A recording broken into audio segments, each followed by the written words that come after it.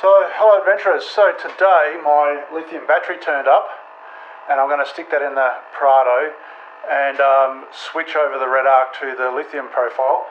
And this is under bonnet.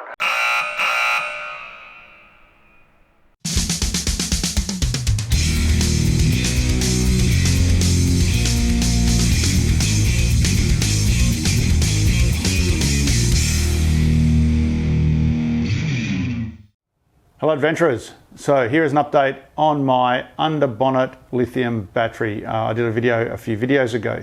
So quick answer, is it still under the bonnet? The answer is no. No, on the last trip, after the last trip, I actually removed it from under the bonnet, put my lead acid back in, and I've created a battery box to put my lithium in the back. So why is that? What went wrong? Well, I've done a number of trips with it. I've done slow trips, fast trips, hot trips with 40 plus degrees and cooler trips, and it worked pretty well, but on the last trip it did get up to the maximum temperature that is within the spec, and I did start to have some trouble, and by the end of the trip the battery had actually failed. Had it failed due to heat? It's hard to tell. It could be just a failure of the battery for any reason, but just given what happened and given that it was at the top temp spec that whole trip we were traveling, I decided to pull it out of the front from under the bonnet and put it in a battery box in the back so it'll be an ambient cabin temperature. So what I noticed was when I was heading in to the location we were going, as we were driving along, the battery would be at maybe 50-60%, and I would have traveled for many hours and I would notice that the battery hadn't really charged. So when I was getting up to that maximum temperature, the battery was actually shutting down charge and would stop charging altogether. Once you either reset the BCDC by turning things on and off, or the temperature come down, it would start to charge again.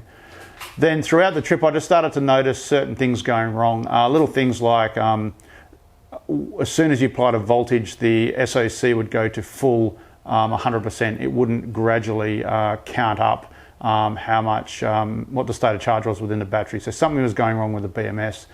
And then I started to notice that it would reboot when charging at say 25 amps. It would reboot every 2 seconds. It would also reboot my charger as well. So there was something drastically going wrong, but it would supply power fine. So I got through the trip. But when I come back, I contacted the battery manufacturer, told them the situation. The battery is only 4 or 5 months old, and they just replaced it with an entirely new one. They've picked up the old one, and the new one is coming. So really happy with the battery supplier. But anyway, I made a battery box and I've put it in the battery box. I've pulled another wire through the car to the back directly from the main starter battery, and on that battery box is another BCDC. So I run now 2 red arcs, one for lithium, one for the standard battery in the front. Effectively 2 paralleled systems. One I'll use just for around town and short trips, which will be the lead acid, and for longer trips or trips where I need a lot more power, I will use the lithium setup. It also allows me to take the lithium out of the car. Lithiums don't like to be charged all the time and be at full charge, so I can take it out of the car and have it at a storage voltage and then put it back in when I need it. I can lend it to people.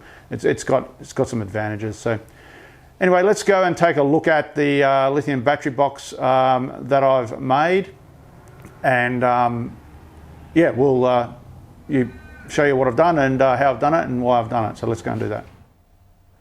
So this is the lithium battery box.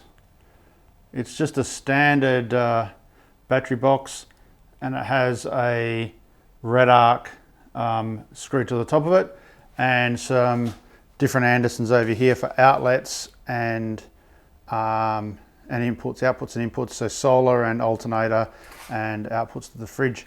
Just has a 25 amp BCDC 1225D from red arc, and that's all still wired in. Then it has some USB and different outlets on there. So pretty basic box, but that's what's going to fit in the back of the car and just keep it all nice and tidy and safe.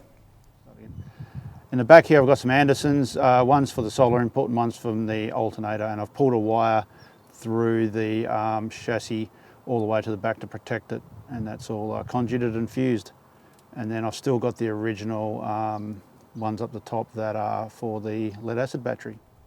The lithium, it will live in its box in here behind the seat of the Prado, tied down in there, and hooked in to the system on these Anderson plugs.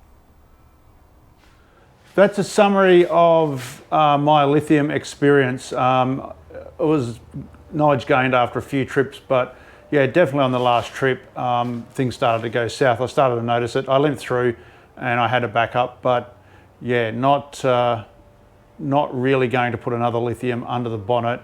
Was it heat that killed it? I don't know. It's hard to tell, but at the same time, it was running close to maximum temperature a lot of the time.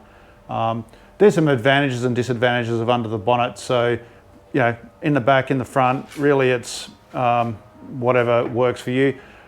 Disadvantages of under the bonnet's obviously the heat. Also, in my system, it's held at full charge all the time. I didn't have an isolator or anything on it. And lithium batteries don't like to be held at full charge all the time. They like to be stored at 80, 90%. So with my battery box, I can now do that.